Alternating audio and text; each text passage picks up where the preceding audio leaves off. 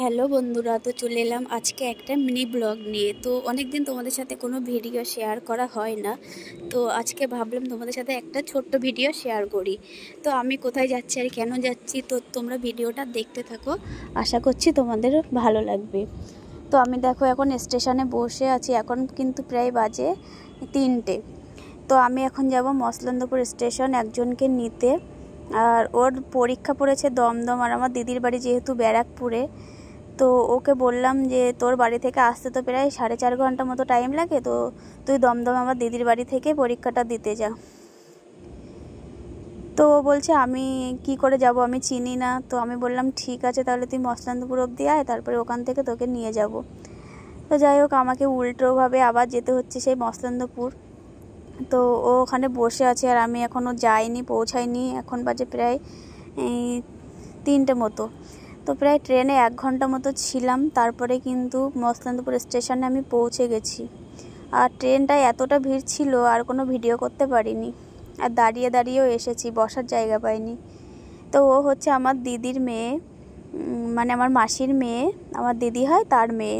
তো ও একটা পরীক্ষা দেবে, তো ওকে অত দূর থেকে আসতে একটু সমস্যা হবে, ওই জন্য বললাম যে আগের দিন তুই দিদির বাড়ি এসে থাক, পর দিনকে তাহলে রিল্যাক্সে পরীক্ষাটা দিতে যেতে পারবি। তো যাই হোক, ও মসলন্দপুর স্টেশনে দেখো বসে রয়েছে। আর এই যে হচ্ছে সেই মেয়ে, মানে এটা আমার বোনজি হয় আর কি, দিদির মেয়ে, ওর নাম রচনা। তো দেখো আমরা কিন্তু স্টেশনে দাঁড়িয়ে আছি, এবার ট্রেনের অপেক্ষা করছি আবার কখন আসবে। প্রায় 5:30টার দিকে কিন্তু ট্রেনটা। আর ও দেখো এখানে অনেক কিছু নিয়ে এসেছে, বাতাবি লেবু, কলমি শাক, পাতি লেবু, সব কিছু কিন্তু ও নিয়ে এসেছে। আর আমরা দুজনে এখানে বসে আছি কখন ট্রেন আসবে তার জন্যই। তো যাই হোক, প্রায় আধা ঘন্টা বসে থাকার পরে কিন্তু ট্রেনটা আসলো। আর বনগাঁ লোকাল, সেটা তো সবাই জানে, এতটা ভিড় হয় সেটা আর কাউকে বলে বোঝাতে হবে না, সবাই জানে বনগাঁ লোকালে কত ভিড় হয়। তো লোক দেখেই তো আমার মাথায় হাত পড়েছে যে এত ভিড় হবে এখন বিকালেও।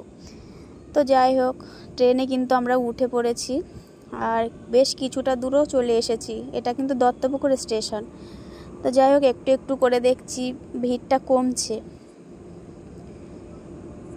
আর দেখো ট্রেনে যেখানেই যাও একা গেলে না কেমন বোকা বোকা লাগে, তাই না? তো দেখো দুজন থাকলে আবার গল্প করতে করতে কিন্তু সময়টা কেটে যায়। তো আর আমি কিন্তু গল্প করতে করতেই যাচ্ছিলাম আর কি, অনেক দিন বাদে দেখা হলো ওর সাথে। তো অনেক কথা বলতে বলতে যাচ্ছিলাম আমরা দুজন। আর ট্রেনটা একটু ফাঁকা থাকার কারণেই কিন্তু ভিডিওটা নিতে পারলাম আর কি। তো দেখো একটা খাবারে কাকু এসেছিলো আর কি, অনেক রকমের পাঁপড় নিয়ে এসেছিলো। আর এইগুলো কিন্তু আমরা ছোটোবেলায় খুব খেতাম। তো দেখো 2 রকমের পাঁপড় নিয়ে নিলাম এখানে।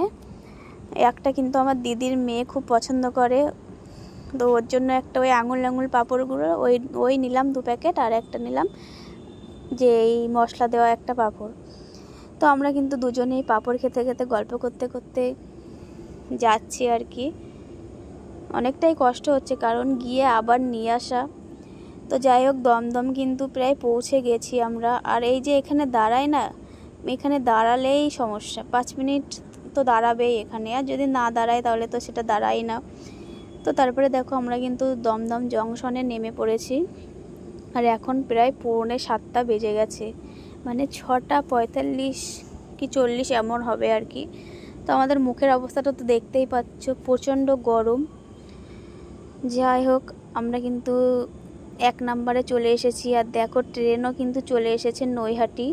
তো দেখো তারপরে কিন্তু আমরা বাড়ি চলে এসেছি, এখন 10:30 বেজে গেছে। তো আমরা কিন্তু এখানে ফ্রেশ হয়ে একটু গল্প টল্প করে খেতে বসেছি। আর এখানে খাবার দাবারে ছিল তরকা, মানে ডিম তরকা, রুটি, ভাত, তারপরে কলার খোসা বাটা, 5 রকম সবজির একটা তরকারি, আর ছিল আলু পটল দিয়ে একটা তরকারি, আর সাথে ডিম ভাজাও ছিল। তো যাই হোক, আমি রাতে রুটি খাই, ওই জন্য রুটিটাই খেলাম। তো ভিডিওটা তোমাদের কেমন লাগলো অবশ্যই কিন্তু কমেন্টে জানিও, আর ভালো লাগলে একটা লাইক করো, আর চ্যানেলটা কিন্তু সাবস্ক্রাইব করতে ভুলো না।